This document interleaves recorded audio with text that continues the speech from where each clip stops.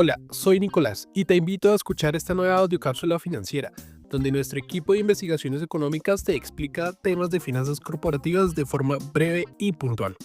Cuando oímos hablar de los retornos de las acciones, nos centramos normalmente en solo los precios de estas, cuando empezamos a invertir y qué momento se escoge para recoger ganancias o limitar pérdidas.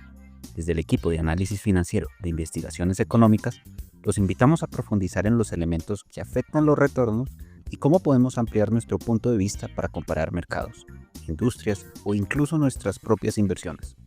Soy Daniel Monroy y hoy vamos a partir de los dividendos para ver todos los elementos que pueden cambiar nuestra manera de ver las ganancias accionarias para comenzar a pensar en retornos totales.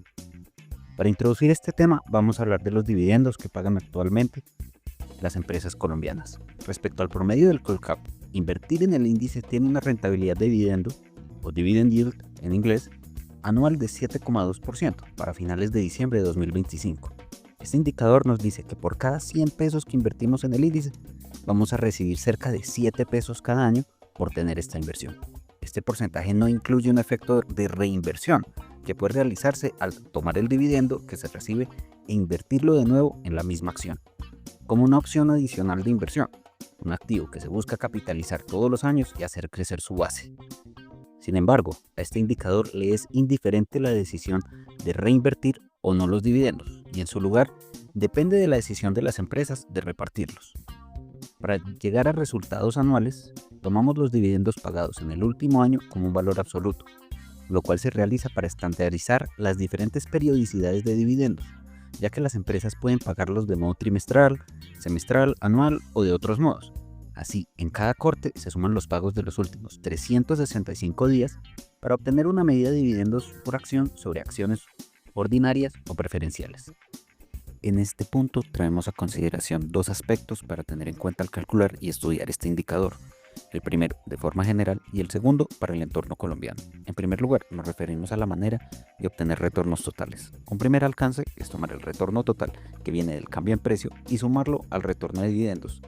Esta es una metodología que permite acercarnos a un estimado, pero distorsiona el efecto del tiempo desde el punto de vista del inversionista, ya que no está considerando el retorno de dividendos que se calcula con el precio actual. Por ello, lo que es técnicamente preferible es multiplicar el rendimiento por el precio actual para obtener los dividendos del periodo, que se dividen por el precio original para sumar el retorno por precio.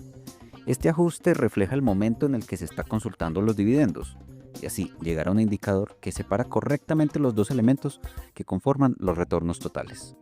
Otra metodología para llegar a retornos totales es la diferencia de valores de un índice total. Este método es aceptado comúnmente por los grandes jugadores de fondos mutuos e índices de retorno total, que calculan un valor total todos los días de negociación, por lo cual entre dos fechas se suele tomar únicamente el cambio entre dos valores del índice y esta diferencia porcentual se usa como retorno total. Si bien estos resultados son entendidos en el mundo financiero como sustitutos aceptables de retorno total, estos caen en el error de subestimar lo que obtiene un inversionista porque los puntos del índice están tomando dividendos en ambos puntos del cálculo. Frente al método completo que describimos justo antes, el error se encuentra en el valor de índice base del momento cero, pero se utiliza en la práctica dado que normalmente no tenemos acceso a la información completa para obtener los valores de los índices sin dividendos. La segunda consideración que queremos mencionar es la diferencia entre dividendos preferenciales y ordinarios en el medio colombiano. En la mayoría de los mercados, los preferentes, al no contar con voz ni voto en las asambleas, suelen tener un dividendo diferenciado respecto a las acciones ordinarias. Adicionalmente, en caso de una liquidación, los accionistas preferenciales tienen una ligera prioridad sobre los ordinarios. Esto, además, debe verse reflejado en el precio de la acción de los preferenciales. Pero esto no sucede en el mercado colombiano, donde los precios y el nivel de los dividendos preferentes no siguen estos criterios necesariamente. Lo anterior para no sorprendernos al comparar retornos totales de los dos tipos de acciones para un mismo emisor. Ahora vamos a comparar a Colombia con sus pares regionales en cuanto al rendimiento de dividendo y retornos totales. Revisando solo el indicador de dividendos como promedios ponderados de lo que pagan las empresas en los índices de referencia, Colombia vivió un periodo muy favorable de ventaja sobre sus pares regionales entre julio de 2024 y febrero de 2025, donde mantuvo un indicador superior a 11%, al mismo tiempo que el promedio de los pares era 5,3%. Se acortó la distancia en el último año, impulsado por la caída de Colombia, que sigue en el primer lugar, alrededor del 7%, frente a un promedio de pares de 5%.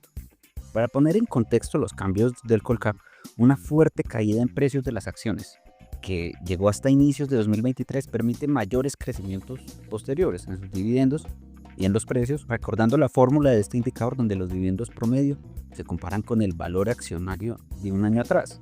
De esta manera podemos prever que su rendimiento de dividendos empiece a caer paulatinamente si no se repite el ciclo de crecimiento histórico que vimos en 2025.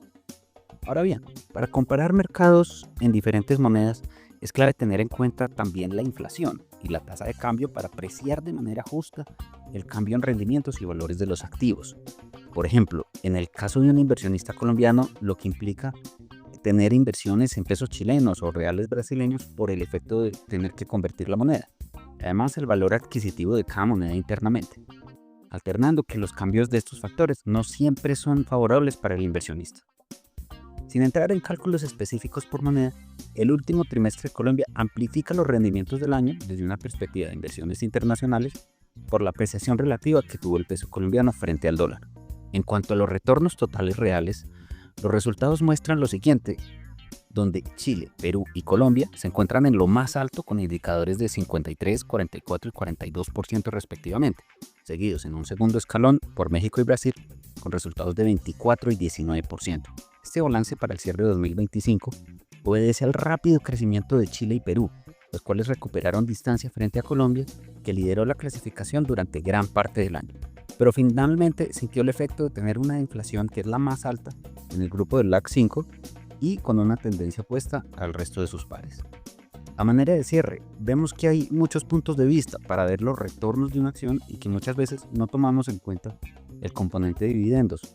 Realizando los cálculos para ver los totales habituales, podemos medir de manera más completa lo que significa para el inversionista comprometerse con una posición a largo plazo. Adicionalmente, vimos elementos como la inflación y la tasa de cambio que nos ayudan a evaluar las decisiones desde el punto de vista que se pueden ajustar para cada tipo de inversionista. La inflación para cuidar el valor de dinero en el tiempo y el aspecto cambiario cuando vamos a realizar un balance entre inversiones en varias monedas. Bueno, es todo por hoy. Nos encontramos en una próxima audiocápsula. Hasta pronto. Gracias a todos por escuchar esta audiocápsula. Los invito a suscribirse a nuestro canal de Spotify y seguirnos en Instagram, Facebook, LinkedIn, X, YouTube y Threads como @corficolombiana.